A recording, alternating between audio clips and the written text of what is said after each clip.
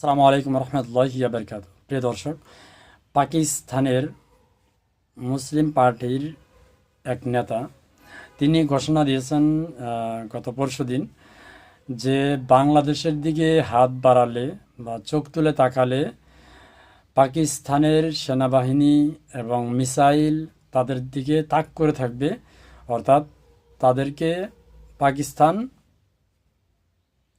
শাসন করবে, মানে দেখে নিবে, দেখে এরকম একটা বক্তব্য সামাজিক যোগাযোগ মাধ্যমে ভাইরাল হয়েছে। দেখুন, বন্ধুত্ব থাকা ভালো, তবে অতি রঞ্জিত বন্ধুত্ব থাকা মোটেই ভালো না। আমার কথা বুঝতে পারছেন?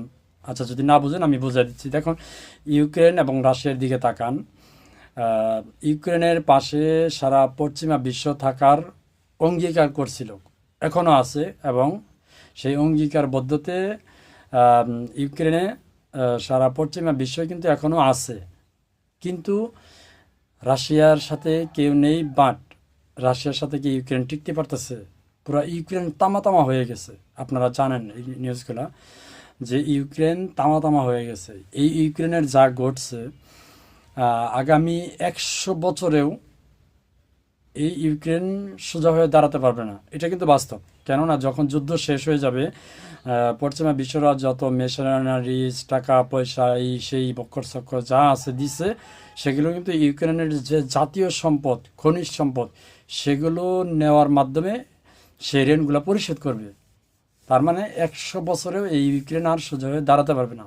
তদ্রূপ সেম বাংলাদেশের কথাই বলতেছি, যদি এই পাকিস্তানের কথা বা অন্য কারোর কথায় যদি ভারতের সাথে যুদ্ধ লাগে, তাহলে তারা তো আসবে, যাবে, আসবে কি আসবে না তাদের ব্যক্তিগত ব্যাপার, কিন্তু এই বাংলাদেশ কি দাঁড়াতে পারবে? আর ভবিষ্যতে দাঁড়াতে পারবে, খাড়াতে পারবে?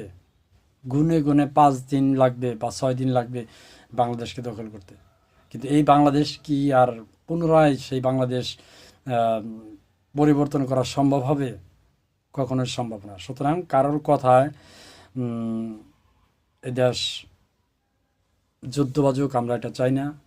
মানে বাংলাদেশের ভিতরেই কিছু গোষ্ঠী আছে, যেমন 1947-এ যে ছিল পুরা মহাভারত এক, সেই মহাভারত এক হওয়ার চিন্তা ভাবনায় তারা এই এই গোষ্ঠীগুলা অতিরঞ্জিত হয়ে এই কর্মকাণ্ড বা বিভিন্ন পদক্ষেপ বা পর্যালোচনা মানে করতেছে।